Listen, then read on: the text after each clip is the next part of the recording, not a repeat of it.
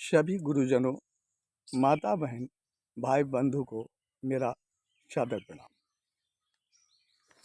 आज मैं बहुत ही खास विषय पर चर्चा करने जा रहा हूँ।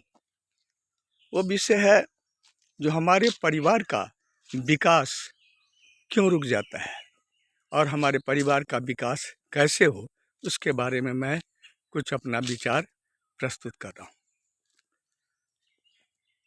जिस प्रकार से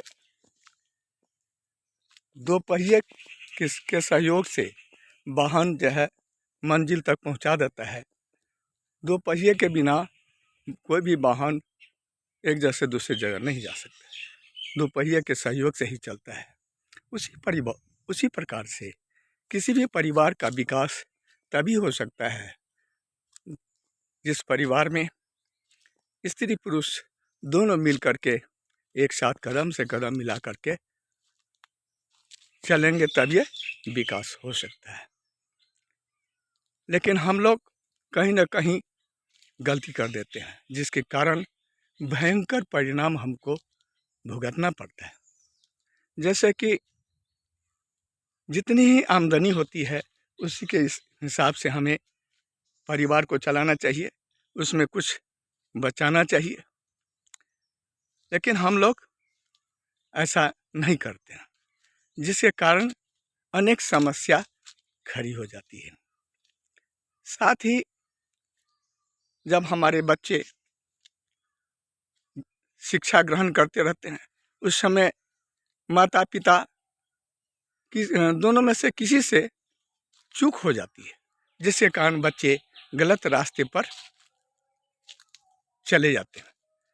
हमें ध्यान देना चाहिए, जो हमारे बच्चे जिसमें हम पैसे खर्च कर रहे हैं उसकी शिक्षा देने के लिए, उस समय हमें ध्यान देना चाहिए।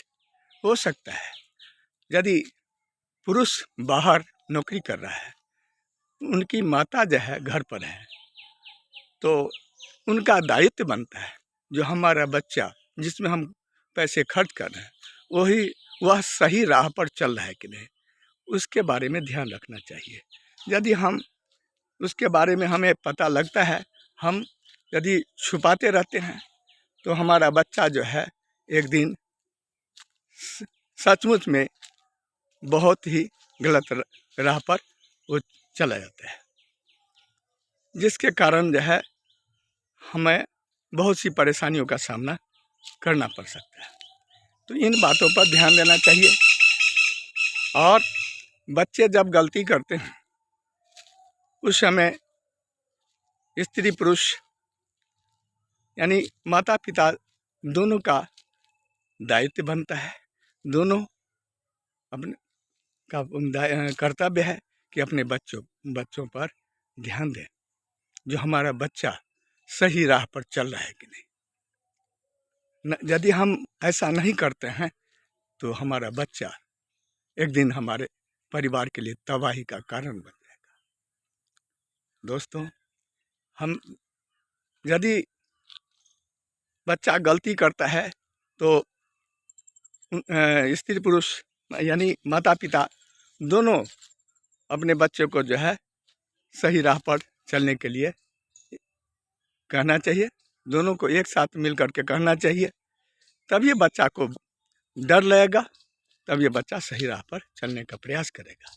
जिस बच्चे को अपने माता पिता से डर नहीं होता है तो बच्चा कभी भी जीवन में आगे नहीं बढ़ सकता है। जिस बच्चे को अपने गुरु का डर नहीं रहता है वह जो है आगे नहीं बढ़ सकता। जिस परिवार में मुखिया का आदर नहीं होता है, यानी मुखिया कोई भी परिवार का विकास तभी हो सकता है जिस परिवार में मुखिया एक होता है। जिस परिवार में अनेक मुखिया हो तो उस परिवार का विकास जीवन में कभी नहीं होगा। तो हमें इन बातों पर ध्यान देना चाहिए।